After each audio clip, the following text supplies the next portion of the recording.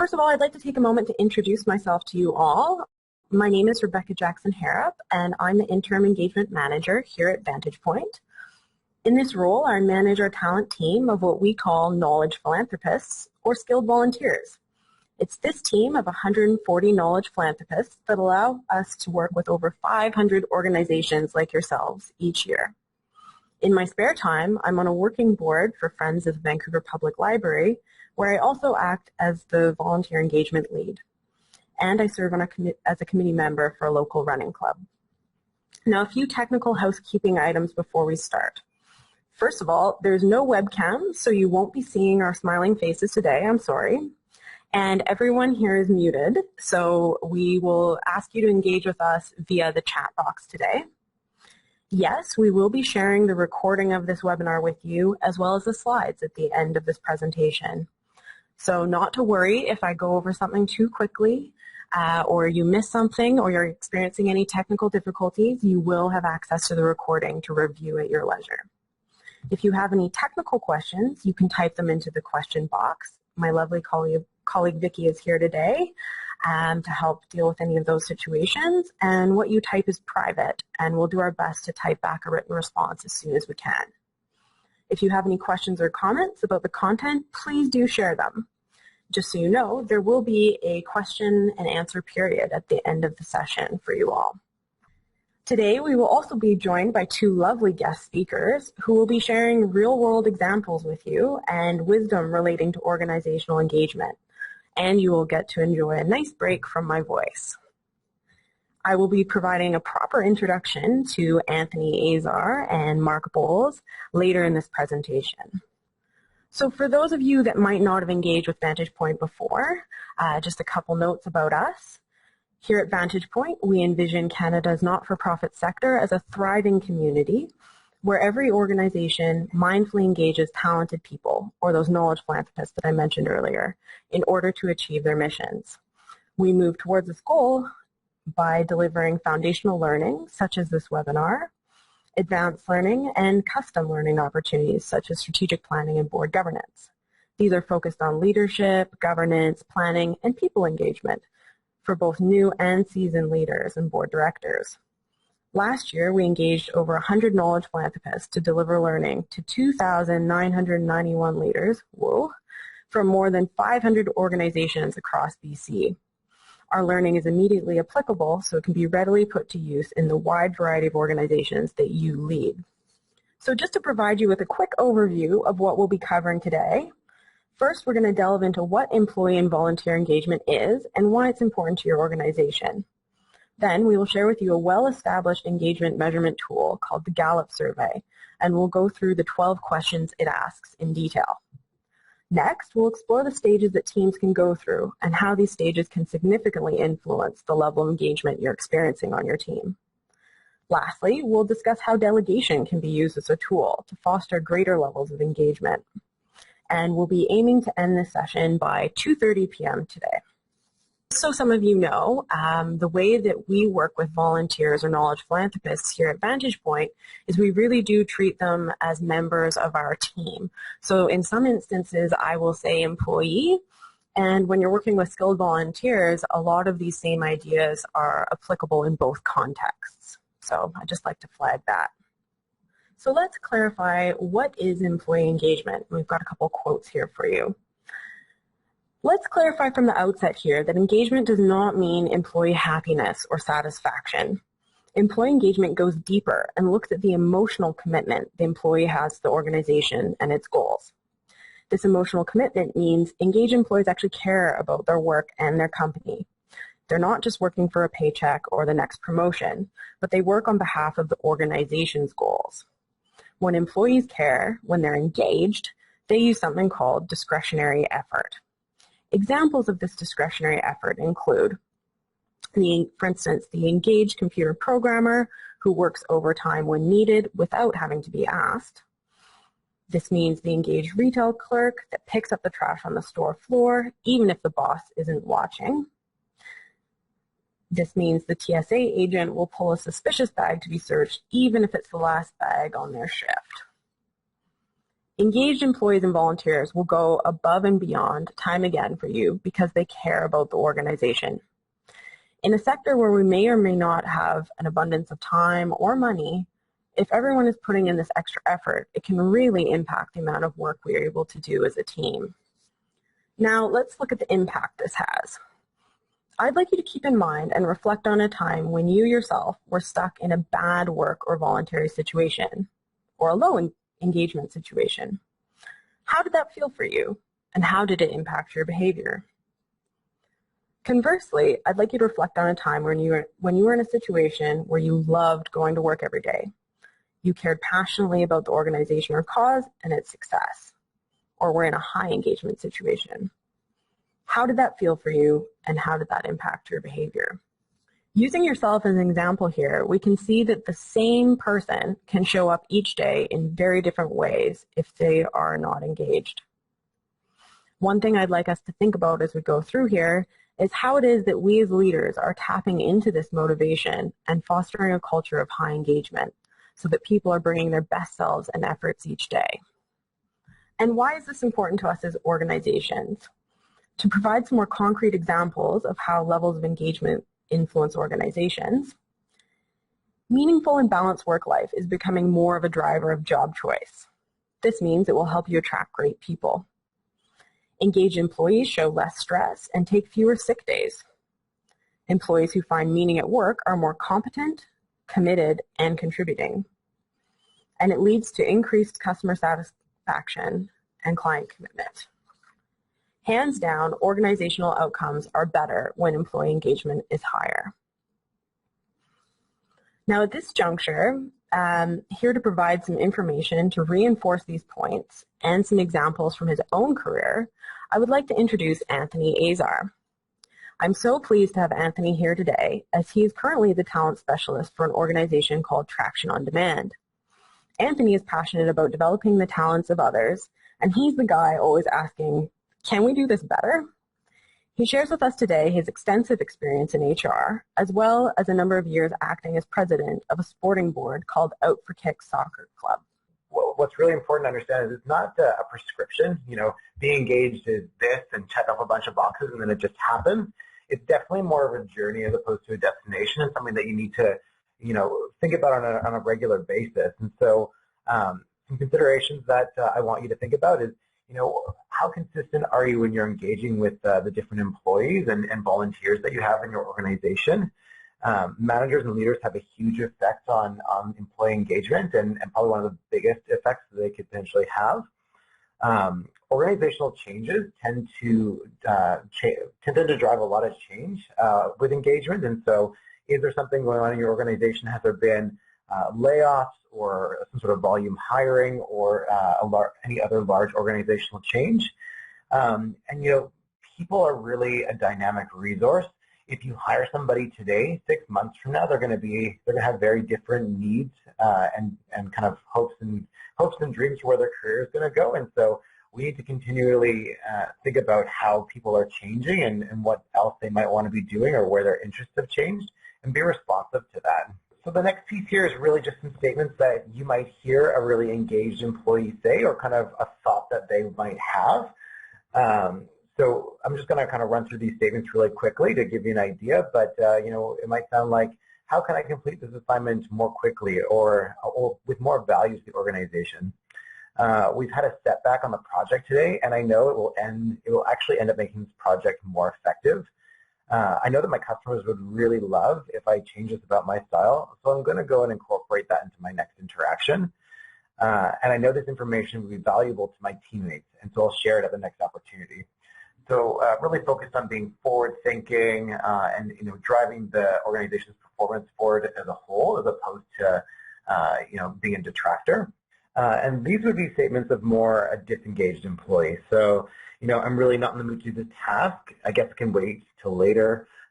We have so many problems in this organization. This project is just a prime example. I'm sure it's just going to be a complete waste of time. My customers are so demanding. There are so many other important things I should be doing, and they're just a waste of my time. Or when can I go home? So essentially, looking for any reason to not get the work done, to not be in the organization, not want to engage with other stakeholders. Pretty common reaction.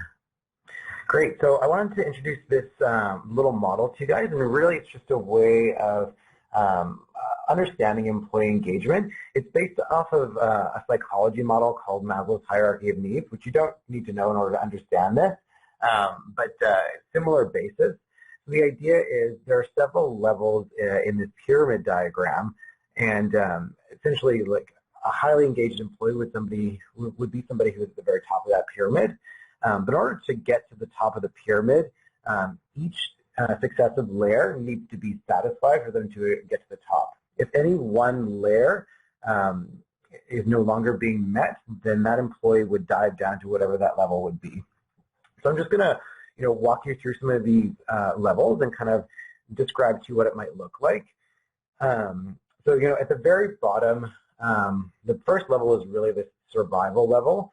And so the basic things for survival are, employees are getting paid, obviously, but not just pay, also the idea of pay equity. So, do they feel like they're being fairly compensated for the work that they're doing? By no means does this mean that, you need to pay them exorbitant amounts of money, but it comes down to more of a fairness type idea. The other idea behind survival is really interesting work as well. And again, interesting is kind of a vague term, but it has to do a lot with what the employee kind of sees as interesting work. Once an employee has that kind of survival piece done, they would move into still a not engaged level, but they'd be looking for something called security. So security is really about are they getting the amount of hours they're looking for? Are they a permanent versus a contract employee? Has somebody been laid off or moved out of the organization and makes them maybe feel a little uncomfortable, or that they might potentially lose their job? And so that's all in there as well. Manager relationships start to come into effect here, but really they just need to have a manager and then they would be happy in security. If their security is there, then they're moving into this belonging stage, which is kind of an almost engaged level. Belonging is really about their connection to their team and the engagement they have with the company culture, whatever that might be. Also their trust, the trust that they're forming between employees and themselves, and the recognition that they might be receiving from their peers as well as their manager. So if they're getting all of this stuff, then they will create the sense of belonging, which will move them into kind of the second tier there, the engaged level. So, engaged employees, really what we're aiming for. Some of these statements, I'm not going to read them underneath the categories of highly engaged, almost engaged. Again, are thoughts of what an employee might think or say. But when we get into that importance level, in order to get to kind of like the highly engaged employee, this importance level really has a lot to do with their relationship with their manager. So what is the frequency of communication between the employee and the manager? Are they being really honest with the employees? What is the employee's impact, or ability to impact what a manager is thinking? Not necessarily, I think they just want to have input and feel like their input is valued. Obviously, managers want to set direction for your employees, but taking into account, the experience that they bring to the table, I think is really important in building that sense of importance for them. Another important piece there is really their trust in the organizational direction. So are they really on board with, where the organization is going? And so if that piece is satisfied, then we would move into this highly engaged employee. It's kind of the idea of self-actualization. So they're in this state of active engagement where an employee would really seek to push the organization forward by driving innovation, by doing their job better, by supporting other employees, and by thinking about how they can, make other employees better, not just themselves. So I just wanted to throw that at you, and then we're going to review a case study, one that I've done previously, or not done previously, but one that's very close to my heart. So I used to be a store manager at Starbucks long ago, and so I wanted to pull an example from there to really go through this model and to make it more real for you from a realistic perspective. So I want you to think about this case. And I think the reason I picked this one, and it's a situation that I've seen in many organizations before, not just in Starbucks, but I think it's one that will probably, for many people, would resonate. So we're going to talk about a store at Starbucks and them going through a manager change. I'm thinking of a particular Starbucks that I used to work in and then transitioned out of, and but knew it very well. It was a very well-run Starbucks shop, and I'm sure you can envision that kind of a store. You walk in, maybe the barista already knows your name and your drink. They're super friendly. You typically get a great drink. The service is efficient. It just really has that warm feeling in there, and I'm hoping that all of you guys have been to one of those stores. I know that I have. From a business perspective, they were doing great, hitting all of their targets and key performance indicators, and it was really one of those kind of shining beacons in the land of Starbucks, where a model store that people could really think about when they were really thinking about what a great store could be. But then the situation was that they had a really great manager there. That manager had the opportunity to take a promotion and did, and so they moved a new person into the manager's role, and they were new in role, so their skill set was just sort of learning and developing, and so the store started to change, obviously, but unfortunately it went downhill pretty badly. The employee engagement really plummeted. The friendliness started to go out the window, then followed by some inefficiencies, and then the employees really started to turn over and became more of a revolving door. This place that used to really kill everything from a performance standards perspective really wasn't hitting those things anymore, and it just didn't feel good anymore. And so, like I said, the story has happened several times before, but I really want to go back to the model and talk about why this happened, and so it becomes really clear. So, let's just think about this if we look at the model. So, previously, these employees were all in kind of the top two tiers there, so highly engaged and engaged, doing a really great job. And then the manager changes, and so what happened there? So, first of all, importance was definitely lost. The new manager came in, didn't take the time to build trust with the new employees, and stopped involving his staff in a lot of the exploration on how to best achieve business objectives. And so many of those staff would have moved into the almost engaged level. But then a lot of them felt this loss of belonging as well.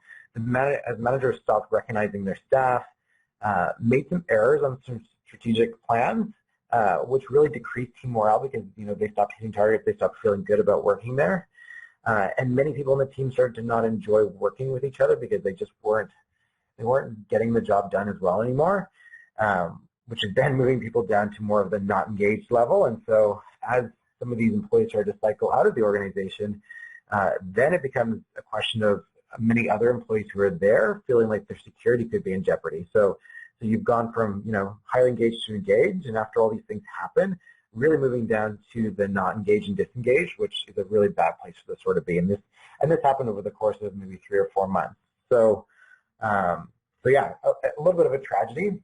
I guess the silver lining to this whole thing is to think about, they cycled from a very highly engaged place down to disengaged or not engaged in a pretty quick time frame, which can be scary. But the upside of that is that, if your organization is struggling with engagement, you are able to move the engagement quite quickly by really focusing on it. And so the flip side is possible, and then you can make some really great changes in a short amount of time as well.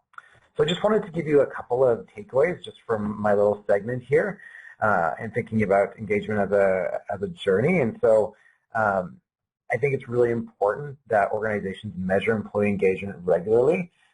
There's many different ways that you can do that, but I think having a finger on the pulse of how people are feeling is important, so that you know when and if you need to change what you're doing. Really engage your stakeholders in action planning so that they feel like they're involved. Obviously, to engage them in the process, that means you need to educate them as to what's going on. You don't necessarily need to do everything that they're asking you for, but I think if they're involved and you show that you're taking into consideration their ideas, then that goes a long way. And then again, just be super aware of the impact that organizational changes can have on engagement, and maybe think about what you can do to preempt some of those changes in order to make sure people are feeling okay. Thanks, Anthony. I think it will be very useful for us to keep Anthony's example in mind as we move through the next portion of this webinar and cover the Gallup 12 survey. So now that we've explored what employee engagement means and why it matters, let's move on to a great tool to measure employee engagement, the Gallup survey. Having a better understanding of the drivers of our engagement helps us focus on building those into our leadership style and organizational culture. There are a number of different models out there for employee engagement measurement, and you may have your own, but we're going to look at this one that's considered a gold standard in the industry, the Gallup 12. More details about this model of employee engagement, if you really want to nerd out, can be found in the book First Break All the Rules by Marcus Buckingham and Kurt Kaufman. The work to measure employee engagement actually first took place in the 1950s when a researcher named Dr. Clifton began studying work and learning environments in order to determine the factors that contribute positively to those environments and that enable people to capitalize on their unique talents. It was through this early work that Dr. Clifton began using science and the study of strengths to study individuals' frames of reference and attitudes. In the 1980s, Gallup scientists continued to increase our understanding of engagement by studying high-performing individuals and teams. Over decades of testing, Gallup arrived at a set of questions that were consistently found to measure the aspects of employee engagement that link to business outcomes. Gallup tested thousands of questions on millions of employees to find the right questions with the exact wording that provided the highest correlation to business results most companies regularly measure, such as profitability, productivity, turnover, and safety. Today, more than 25,000 people have completed the survey in 93 countries, so that's a lot of data. The 12 questions are powerful indicators, not just of employee satisfaction, but actionable areas to improve performance and engagement. What's interesting to note is that the Q12 are closed-ended. That is, you cannot add any comments or reasons to explain your response to a particular question. Instead, the power of this data is in the conversations that take place after the survey results come in, conversations that you will lead with your team. It's important to remember that, as we go through these, employees and volunteers need to own the results and desire to change as much as you do as a leader. So let's take a look at the 12 questions. What these questions address are different types of needs. These could apply to volunteers, board, and staff, but sometimes in different ways for each group. The first 3 questions speak to a baseline of engagement that must be met before other areas can be addressed. This cluster is really the bare minimum required. You can imagine that if the answer to these questions was no, the employee responding to them might feel frustrated, confused, and disengaged. And you can see that even if the answers to the other questions were positive, there might still be problems to be addressed. So if you're just starting on the journey of measuring and building engagement, this is where you might want to focus first. The second cluster looked to individual needs. Here, what we're driving towards is a greater appreciation or understanding of individual purpose and connection to their work. These questions are a way of getting to the heart of how valued, supported, and connected an individual employee or volunteer feels in their work. People are motivated by many things, such as praise, personal connection, and encouragement. The third cluster addresses teamwork needs and organizational culture. These are a reflection of how other volunteers or staff members show up for their work. It's about team cohesion, focus on purpose, and shared expectations around behavior. The fourth is growth needs or development. These speak to motivation and alignment between your goals and the goals of the volunteer or staff member. In the next section, we're going to look at each of the questions individually. And as we go through this section, I would encourage you to think about how employees or volunteers in your organization might respond today. So question 1, do I know what is expected of me at work? For individuals and teams to be aware of their expectations, they should have a way to rank, rate, or count as many of the desired outcomes as possible. Also, these measures of performance should fit with what the rest of the organization is saying and doing. People want to see how they fit into the big picture. So tangible strategies here include holding annual performance plans with goal setting and measurable targets. And great workplaces are going to have defined the right outcomes for their people, set goals with their employees and teams, and they don't just define the job itself, but define what success on the job looks like clearly. In question 2, do I have the equipment and materials to do my work right? Make sure teams know how to earn the right to certain materials and equipment. A great way for teams to increase their responsiveness to this question is to determine what materials and equipment means to them. Sometimes they're referring to accessibility of information rather than specifically to materials and equipment, materially. Great managers and leaders are going to find out what materials and equipment people require. They're going to know when to place the responsibility for this on individuals and teams. Question 3, I have the opportunity to do what I do best every day at work. It's vital that every individual understands his or her strengths and weaknesses. A good way of promoting this is to discuss what each person believes his or her leading strengths are in terms of skills, knowledge, and innate talents. Writing these strengths down often helps. Great leaders are going to keep each individual's talents in mind, focus on building solid relationships, and really help individuals in uncovering and identifying their own unique talents. Question 4. In the last 7 days, I have received recognition or praise for doing good work. Many wonder how often people should be praised, but a good rule of thumb is about once a week, as indicated by this question. Here's why.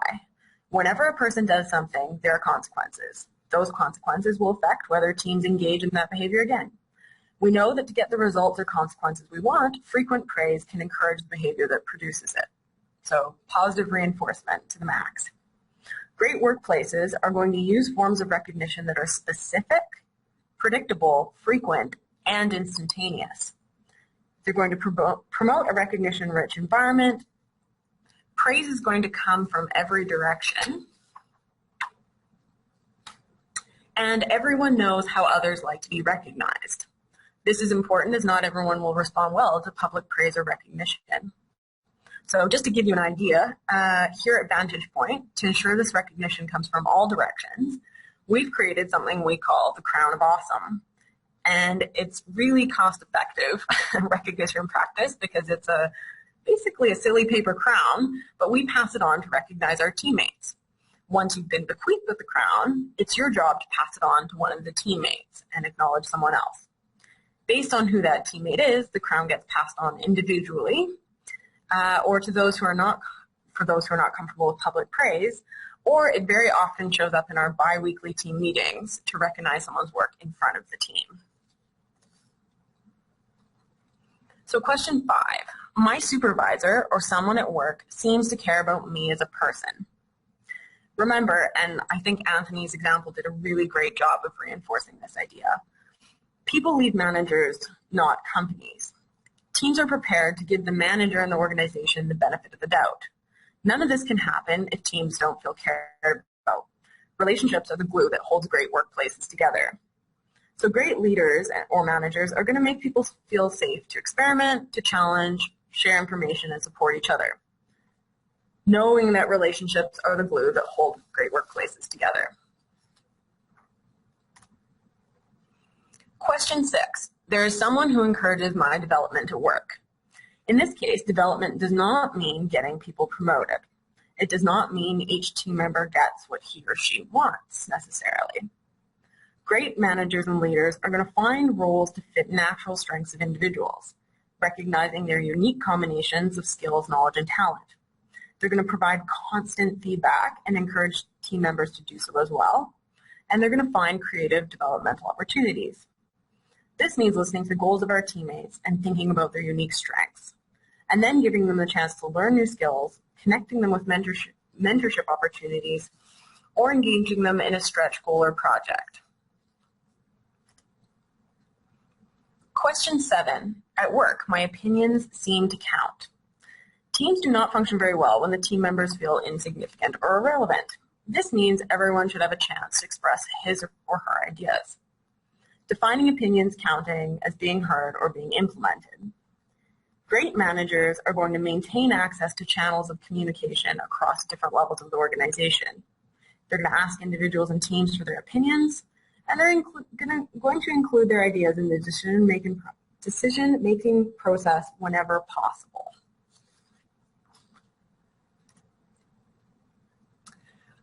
Question 8, the purpose of my company makes me feel my job is important. So mission alignment here.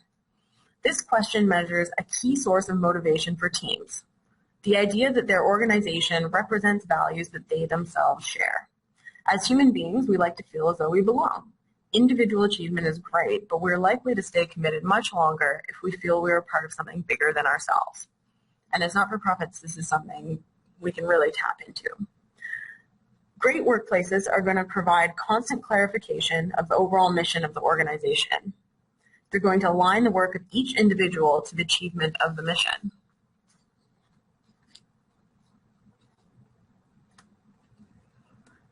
Question 9, my fellow employees or volunteers are committed to doing quality work. Teams that score well in this question tend to be good at providing clear quality standards and keeping those standards at the forefront of their team members' minds. We also know that not everyone will see quality in the same way if everyone's concept of the word is different.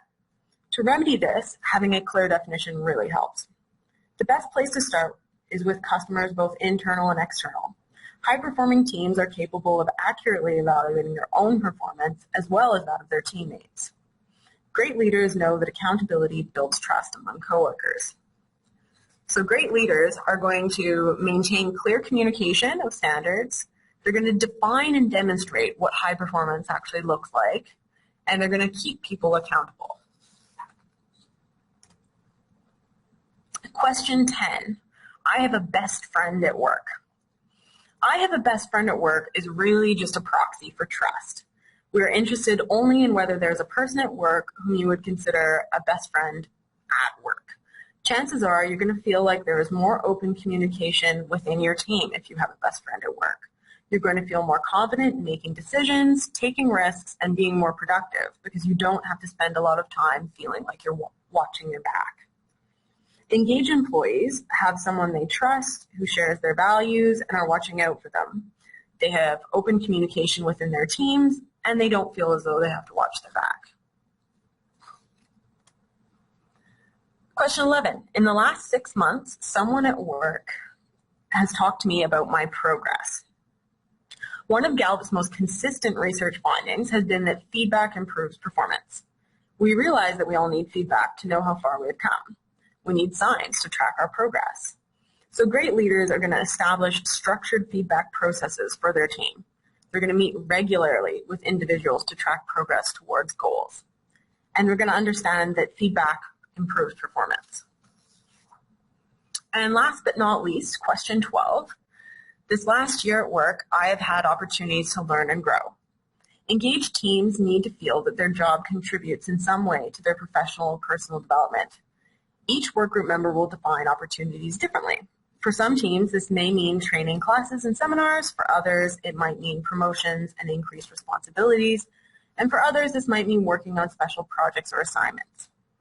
Great workplaces are going to provide educational and skill-building opportunities.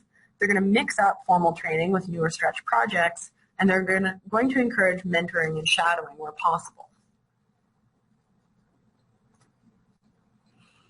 So now that we've looked at this measurement tool, I think it's important to note that these kinds of tools have become a more popular barometer, but not the only indicator on its own.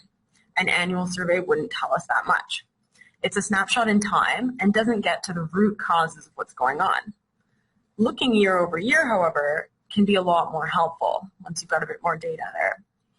Something else to keep in mind is that the survey responses could vary depending on time of year they were taken, where the organization was at that moment, and where the team was at that moment. So it's important to treat this data as a symptom of great culture rather than a cause. You don't want to manage the metric and forget about why and how employees become and stay engaged. Instead, try to manage the culture, the practices and processes that support these highly engaged employees. Where there are gaps after you've taken the survey, there are opportunities to have the necessary but difficult conversations to address them.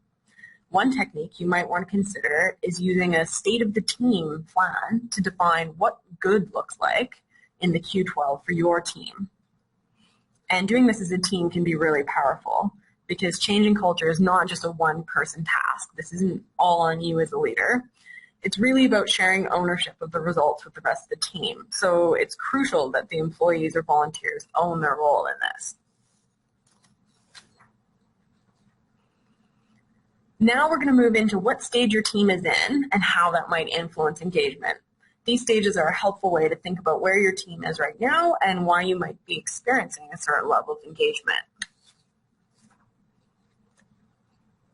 So I don't know if this model is familiar to people out there. It was first introduced by Bruce Tuchman back in 1965, and it's remained a popular way of thinking about how teams evolve and change over time. Keep in mind that this evolution is always ongoing, and why, as Anthony mentioned earlier, we need to treat engagement as a journey and not a destination. So first of all, we have forming. In this stage, individuals are just beginning to come together. Here, leadership from the manager is critical, and individual roles are quite unclear. Processes are not yet well established. People are often very polite in this stage and not openly expressing their opinions. From here, we move into the storming stage, and at this point, the team understands how they collaborate to make decisions, and the group's purpose is clear to everyone. But their individual roles remain blurry. This blurriness can often lead to some productive conflict as teammates sort out these roles. They might not yet recognize the unique strengths that they each bring to the table. Then we have norming. The dust has settled a bit here, and relationships are well understood by the team. There's a group commitment to the team's goals, and the team has begun to optimize their processes. Lastly, we have the magical stage of performing, where the whole team is committed to performing well. Their focus is on being strategic, and in this place, managers do not have to provide much oversight. Everyone has embraced the leadership they can provide at their tier of the organization. I'd like to note that sometimes the model has a fifth stage, which is mourning or adjourning. This can often happen for teams that are more temporary in nature, or when a group is working on a particular project that has come to an end. It's also important to note that every time you add or lose a team member, you might go back to an earlier stage of team development, because that really does shake things up. What's crucial to remember here is that high-performing teams align personal strengths and goals to organizational goals, which leads to higher engagement. So if you have a team that's newly formed and still in the storming or forming stages, you may have lower engagement than a more mature team in the norming or performing stages. There's nothing wrong about wherever you are organizationally in these stages, and know that you can cycle between them frequently. Now, knowing what we know about teams and how they come together, let's shift to talk about what happens at the peak stage when we see high-performing teams, because that's the goal here. Patrick Lencioni has spelled out 5 key attributes of high-performing, cohesive teams. He's the author of 5 Dysfunctions of a Team, and he says that high-performing teams trust in team members, engage in unfiltered conflict, so conflict as a productive thing here to keep in mind. They commit to decisions and plans of action, they hold one another accountable, and they focus on achieving collective results. We have conflict and collaboration highlighted on the screen because they're often flip sides of the same coin, engaging different opinions, skills, mindsets, or experiences to produce better results for the team. So let's start by focusing on collaboration. Collaboration can be looked at through these 6 components. All contribute to a collaborative team process. Shared goals and interdependence are central to teams. Accountability speaks to the level of accountability that any team member accepts for the shared results of the team. Collaboration means taking responsibility for the team's contributions. Character, or integrity, is found in the way that teammates work with each other and the level of respect they show one another.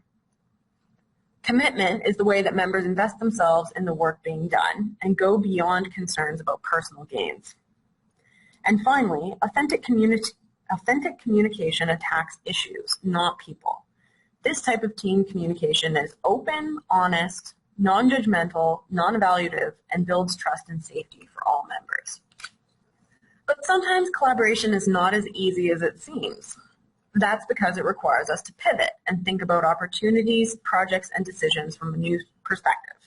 It requires us to draw on opinions, insights, and strengths of others. And that's not always easy to do. In order to be a collaborative and successful team member, we need to be able to not only see a situation from our perspective. If you look at a beach ball from the side, all you'll see is blue, maybe a bit of orange and yellow. But what about red, green, or white? If you look at the ball from the top, we're able to see all the colors and all the perspectives. This is collaborative team membership, looking at a conversation, a meeting, a project, a challenge from the perspectives of everyone, or keeping the whole beach ball in mind. At this point, I'd like to turn over the mic to our other guest speaker, Mark Boals, to provide some real-life examples of what teams can look like in these various stages. Mark is currently a faculty member of Royal Roads University, providing instruction in the coaching and workplace innovation faculty, as well as acting as the principal of One Project, which provides executive and leadership coaching. Mark shares with us today over 30 years experience facilitating, teaching, and training, and his mission is to inspire and trigger a new type of leader in the world, mobilizing the emerging leader through audacity and self-mastery. Mark also has experience to share with us today from his extensive involvement in the sporting sector, where he was an athlete development advisor for CSI Pacific. Thanks so much for joining us today, Mark. I first want to say thank you to Rebecca and Vantage Point for allowing me to sit and participate in this and bring some things that I hope will help you leverage and help you layer some things on to what's already been explored on here. I just want to quickly revisit some things, because for me there's some real nuggets that have really showed up since the beginning, and hopefully everyone's heard some real key words that have been used since the very beginning of the webinar. I keep hearing the word trust. I keep hearing things around safety. One of the real rocks here is that piece with engagement around meaning for people. So whether you're board, whether you're parent, staff, volunteer, whatever your role is on here, bringing the context of those key words and bringing your best self, as it was explained early on, each day, is really a critical piece in this stages of team development.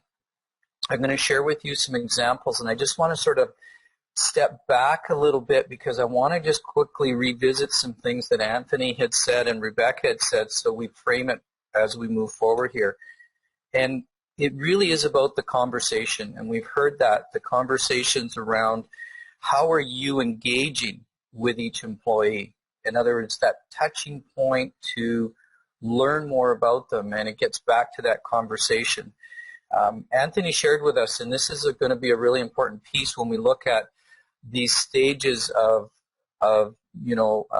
forming and storming and norming and performing, is these pieces around the pyramid and where trust resides in that pyramid. That think about as you go back to that image that Anthony shared around that place of engagement and that place of survival. As we go through to take a look at engagement, the conversations we have with people are really leveraged in that area of trust and in that survival place, and we'll talk about that. Anthony talked about building trust in his example of Starbucks. So, moving forward here in that linkage with the Gallup poll, amazing questions in this Gallup poll. And when you think about disengaged workplaces, if you think about it in terms of a dollar value, the billions of dollars that are lost in the workplace due to disengaged employees is, if I want to say, just ridiculous amounts of money through disengaged. As leaders, we have within us the ability and the strength to have these conversations and lean into these types of things as we've heard so far.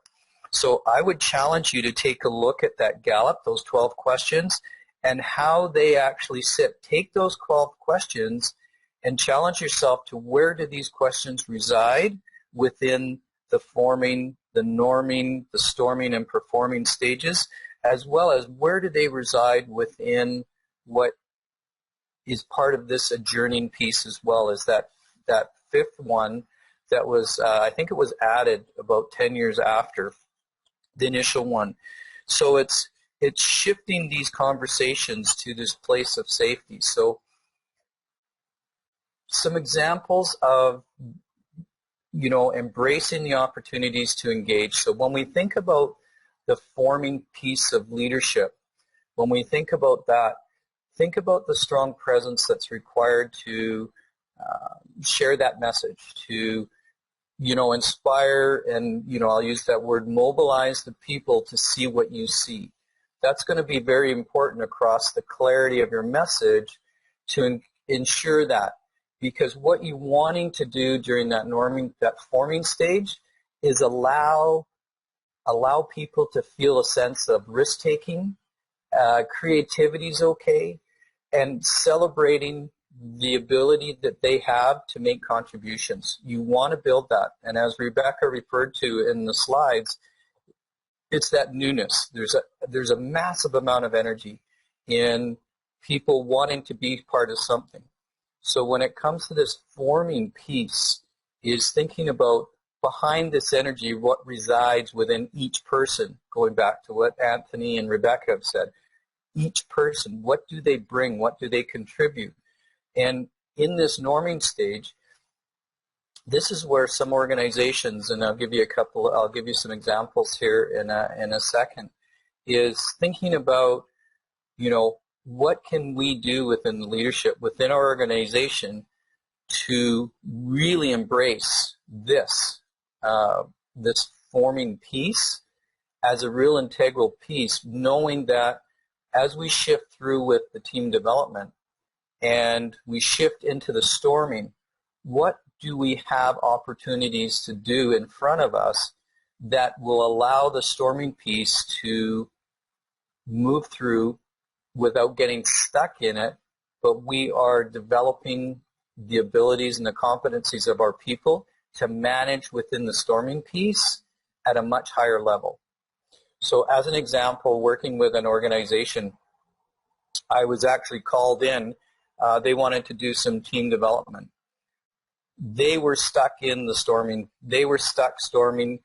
It was not apparent that there had been a lot of development around, going back to these slides, around this piece, around being able to have trusting conversations, being able to deal with this conflict, be able to resolve these, and remain positive and see it as an opportunity. Those pieces were really important. So what we needed to do was step back, and as Rebecca talked about, you know, to me this is a dance. You could be in storming. We shifted back to the forming. We had to reform and refocus, because within the storming, the lost objectives of why, the big why. And I believe it's Simon Sinek that talks about what is your why. So we had to get back to why are we here as a team and explore that, but then provide them with the skills to have the conversations and have the tools to deal with moving through that storming stage where they're allowed to excel and there's acceptance. And it's that acceptance and of each other's uniqueness, and that word's been used, of how that happens. So it's starting to develop those characteristics of, you know, that jockeying. People are wanting to demonstrate their competencies. People will go about demonstrating those. Rebecca referred to the acknowledgement piece or praise. I talk about it more from an acknowledgement piece in the work that I do, because what we want to do is acknowledge the person and how their behaviors are positively impacting the performance of the team. When we think about the acknowledgement piece within this, this is where we have to be very clear in the forming stage of how do we communicate this. And I completely agree with Rebecca on this piece of, I've seen team members completely disengage when they're acknowledged in public. And now our challenge is to re-engage them and build back the trust that we will acknowledge them in different ways, because now they're hidden. We've lost the opportunity for their talents to be involved. So where does that start? that awareness up front with the team and understanding your team. So getting back, so this organization, we had to step back. It allowed us, once we developed the skills, to move through to the storming stage. That they stayed there for a while because they had the tools now to be able to start to sort themselves out, to develop that piece within them through the leadership.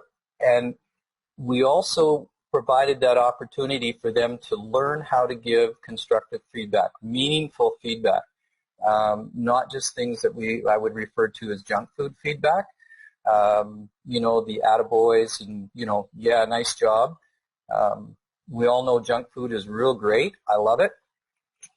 We all know those Miss Vickie's bag of salt and vinegar chips for anybody that rides a bike. They're great after a long day and sweat, but we know it doesn't, on the long term, it's not going to do us any good. So we want to be, and we want to support people in providing meaningful feedback that when somebody hears it, they value the comments made, and it allows us to support people moving forward. So this is a really invaluable piece as well. So in this storming, so then it becomes the norming piece. And so what that allowed us to do is we managed to shift through that storming piece much more smoothly and allowed us to get into the norming stage where we were allowed to start shifting the accountability pieces. So the leadership, and they started to own the results. The team started to own these results. Now, when it comes to the accountability piece, it is the transfer of accountability to where it belongs. My philosophy around accountability is it needs to be shifted to where it belongs, and I've had this conversation with many colleagues, is by taking away the accountability from someone, you are taking away the opportunity for them to embrace the feeling of what it's like to strive and achieve for something. So we want the accountability to be there, and then sometimes we have to ask the question, how do you want me to hold you accountable? How do you want me to support you through this? What is that going to look like? So we start to have the conversations. Now, if you've got a team, it's going to be different for each individual. But wow, having individual conversations and as a collective, as a team, to understand how each needs to be held accountable, what are the roles we play within that, all those types of things become a real powerful shift in terms of how do we deal, how do we deal with resilience? What's my level of resilience, and how do I deal with this piece? So we start to develop that level of trust. And so as we get going through there, then the performing piece is, as Rebecca talked about, we are moving. There's an ongoing evaluation, the energy's there, the creative, and everybody's in agreement how this is going to work. Now, the opposite occurred with another organization. They wanted to develop teams. And before we developed the teams, we did some assessments. Now, some of these assessments, and I talked to Rebecca about this, if we're going to use assessments, we have to be very careful with what those results and what the language of the assessment means for people. So if we do assessments, some assessment tools that are out there, whether it's in emotional intelligence or strength development inventory, different tools provide different things. So be very clear. It's like testing athletes. Why do we want to test? And as a result of this, what are we going to learn? So we want to take that assessment, and we can actually build teams of people based on what the assessment is telling us and who are the best individuals for a certain project. Those people will not get that assessment until they meet face-to-face. So with the assessments that I'll do, they won't get the results until we have a pre-scheduled meeting. So we're very clear on what the results mean. We go through the language, we go through it, and develop a plan for moving forward. So before we even started, we were very clear heading into the forming stage what we had as a collective group and a much greater understanding of the characteristics, which provided the clarity for us to move forward. So some really key things to think about that you, as a leader, can set up in advance. So those types of things become important. So it's, think about how you could potentially build your teams and build the engagement pieces around your professional development plan, individual growth plans. Now I know Rebecca and in here we've talked about sort of the annual reviews. I love doing it in the moment. I love live discussions, and that probably comes for me because of the passion I have from coaching. Is in the moment when we're seeing things around growth and development, having these conversations versus an annual. The mindset is, for me, working with people, shifts to a completely different and more open place. So we want growth. We want to challenge our people. We want to try and do as much in the moment, live, if you want to say live conversations, as much as possible. Pairing people up, mentorship was mentioned. I would suggest potentially with new people coming into teams, this is something else we did. We had identified mentors with specific skills that when new people were coming in or going based on the job itself and requirements, that we had a buddy set up, mentor buddies set up to guide them through the process to minimize pulling things back to a storming stage with a new member. So we wanted to, if you want to say, coach people through the growth. And it becomes a language within the culture of the organization. This is how we go about the business of supporting and stretching and growing our people. It becomes a language of how we do the business. And everybody it becomes part of it. So thinking about the stages of the teams, swing back to the Maslow, where does it fit? Swing back to the survey, and how do those things and where do they fit within the stages of team development? Just one final thing that becomes that I would really encourage within this the forming stage is rules of engagement. Is come up with the rules of engagement as a team. How are we going to operate? How will we communicate with each other? What's our commitment to each other as we move forward? And that will allow, it's almost like a contract within to support each other moving forward. So it really helps frame things of how you will go about the business of managing yourselves in that environment. Thanks so much, Mark. I think that rules of engagement piece is particularly powerful and a great idea for sort of expediting getting people beyond that forming stage of the team. So keeping Mark's examples in mind, I'd like to move us to the flip side of our collaboration conflict coin that we were exploring earlier, which is embracing productive team conflict. So rather than thinking about conflict as something to avoid or something that only emerges in moments of crisis or stress, I encourage us to think about conflict as something that can be actively embraced as a way of strengthening the team and your shared outcomes. I think it's important to recognize that not all conflict is created equally. There's an important difference between dysfunctional conflict and the productive conflict that I'm hoping to highlight here. Dysfunctional conflict is dissent that lacks an effective channel. It often leads to resentment and strained working relationships. Dysfunctional conflict may be rooted in more personal issues, whereas productive conflict is driven by values and can be seen as a commitment to goals, much like that shared commitment that Mark was just talking about. Unlike dysfunctional conflict, productive conflict is expressed as divergent thinking that illuminates different ways of understanding a situation or challenge. So really teasing out the green and red and white of that beach ball.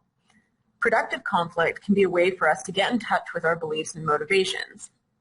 Leaders need to embrace conflict in a way that centers on process, not personalities.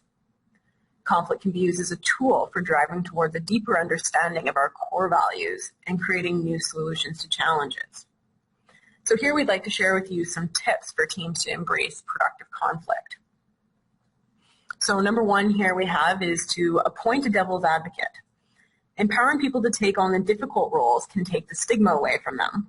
Someone whose excellence is demonstrated by the quality of questions they ask. Great questions can include ones such as, what are the best reasons not to do this?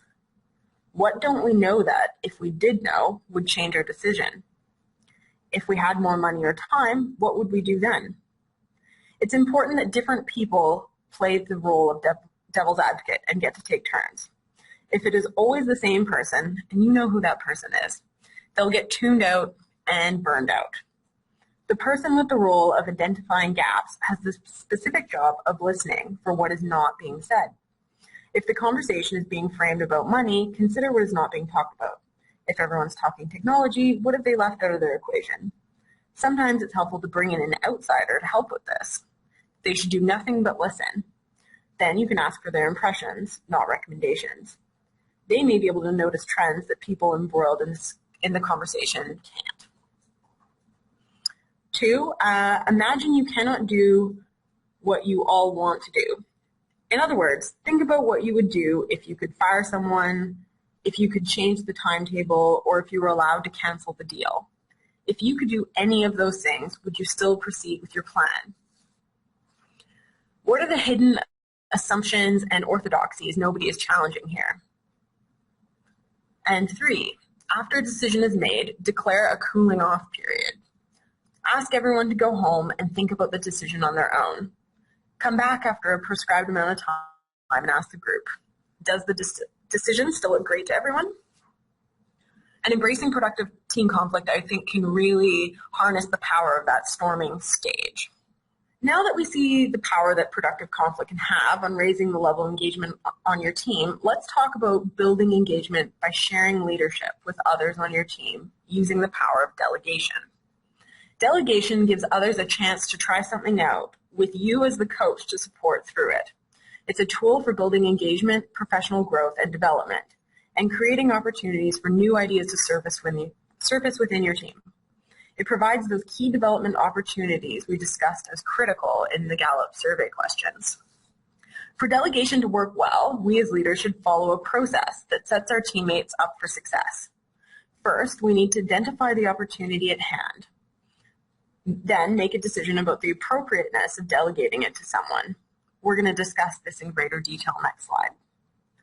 Then identify who on the team would be best set up to participate. Define the boundaries of the opportunity as this role clarity, as well as clarity around expectations for determining success. This we mentioned earlier as well in the Gallup 12, is really critical. Lastly, ensuring that we as leaders are checking in and communicating. This is not a sign of distrust, but a show of support to those that we're delegating to. And there's a final stage on there too where you get to celebrate the success of your delegation. So what might hold us back as leaders from delegating? We all know that this can be a bit of a struggle sometimes. I think it's important to acknowledge at the outset that delegation might not be the right strategy for every situation. Instead, it's important to keep in mind what the goals of delegating are and to think about what is out of bounds for us. So why don't we delegate? Well, it may be difficult to begin delegation as it requires a lot of time investment at the beginning. It really is an initial investment. There's a learning curve, so staff or volunteers may make mistakes as they become familiar with a new process. This can be scary. There's also sometimes concerns that some tasks are too important to be delegated, or there's a risk of lack of accountability. What's at stake here? It feels like if we delegate and it does not go well, there will be consequences for our leadership or to our organization. But there's also consequences, and this is the point I'm trying to hammer home, of holding on to too much and not delegating.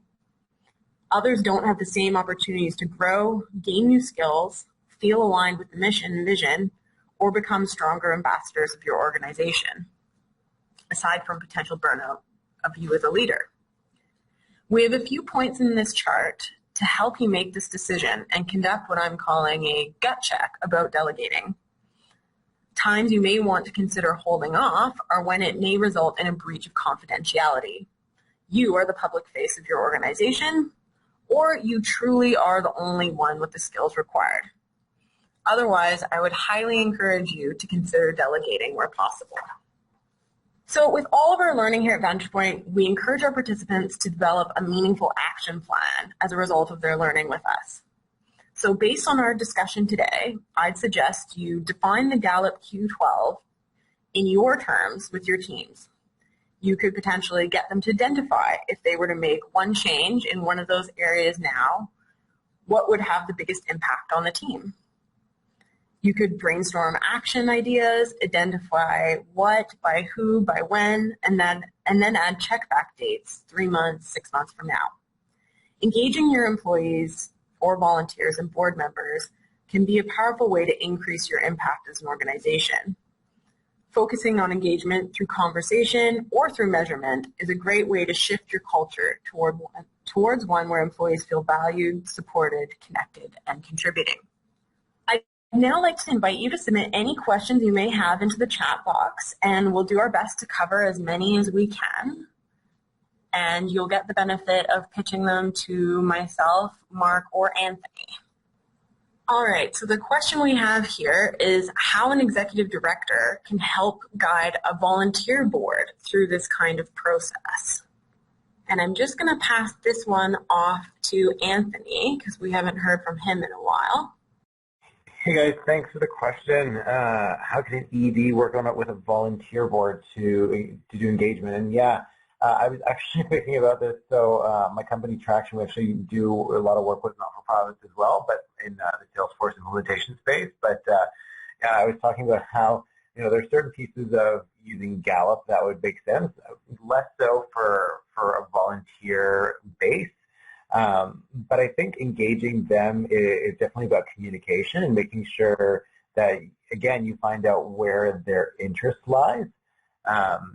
I think Vantage Point does a really great job at engaging their volunteers, because they're reaching out to see, what is of interest for us to be doing. I'm sure, you've got a volunteer base that's quite passionate about giving back, and, I don't know much about your organization, so it's hard to give you specifics, but, having a regular communication pattern with the volunteers, I think, would be great, and just kind of reaching out and letting them know, what you're working on and the skill sets that could be of interest to you, and see if there's anybody else out there, or maybe a volunteer knows someone who might be able to help you with those projects. I think is a great way to start. And for the volunteers that are kind of regularly engaged with your organization, again, kind of maybe doing some sort of survey with them, not exactly Gallup, but finding some other way to find out, how well they're being engaged, and if there's something else that they'd like to do for the organization or more information they might want. Sometimes it's just about providing more clarity and transparency around what the organization is doing for them to feel more engaged. And I'm just going to jump back in here as well. So we actually do on our Vantage Point Resources Center, there's a spot where you can download a number of free resources and tools of ours. We do have a board assessment tool there that might be helpful in conducting kind of a check on the level of engagement with a volunteer board. All right, and I have another question here, and this one I'm going to put to Mark. The question is if we could recommend any tools for regular communications or recommend ways to set up projects to ensure that an entire board gets involved. And I think this could also apply to teams. It's a great question, and I think the challenge is the tools are just that, as a tool. The key would be almost going back to what Anthony talked about, is what is the communication like with the board around what exactly is it that you want to get from the tool itself. As I say, there are many tools. Some are very expensive. Some are free. And I'm sure, Rebecca and Vantage Point can lead and share some information on some of the tools that are readily available. And the second part of that question, Rebecca, was? Just jumping back on here, and then I'll repeat the question for Mark and get him back on. A tool that we're in the midst of developing right now that we're going to put out is basically when you're looking at your operational plan, including a column in that where you designate who in the organization is going to do what. And that bakes the people into your organizational plan. So I know we're going to develop that and get it out as well. So keep your eyes peeled for that one. And then the second part of the question, Mark, was recommend ways to set up projects to ensure an entire board gets involved or an entire team gets involved. Yeah, when it comes to getting everyone involved, I think that's where it gets to the clarity of, what are the traits that they bring. So I know working with some boards, there's clearly the board members and the selection of the board members have been done through strategically to bring certain skill sets. And so that can really help lend itself to what are the things that we have, what are the resources we have the capacity to take on, and do we need to look outside of this to get that extra skill set and knowledge? So, building that within, definitely important to have the board on board and supportive of the initiatives or the project. And, is there a point person? And are the roles really clear on, again, going back to this piece, are the roles really clear on the communication flow? What are the questions that need to be answered? What are the processes for communication? And what is the information we need on an ongoing basis to feel connected to that project? What would that look like and think about the trust involved with the board feeling connected to the project. What needs to happen that things are moving, and what support and role can they play? So definitely the clarity of roles and the communication are going to be really, really important in moving forward. And I'm just going to jump back in here and wear my board member hat, actually, to answer this question a bit more. I know something we've done on our working board, so everyone's a volunteer, to decide who's going to do what, is we structured ourselves into committees, and we've had everyone, based on their own interests and the strengths that they've identified as wanting to use as a board member. You definitely don't want to be forcing people to be doing activities maybe that aren't within their roundhouse or they don't feel equipped to do. That self-identification process happens when they decide which committee they're going to sit on, and then projects and tasks get assigned to the committees, and then you're kind of working on a smaller team that way so that you can communicate with one another about what style or regular communication tool you want to use, whether you're convening together regularly in person, or you're hopping on the phone, or you're using email or some other platform to connect with one another.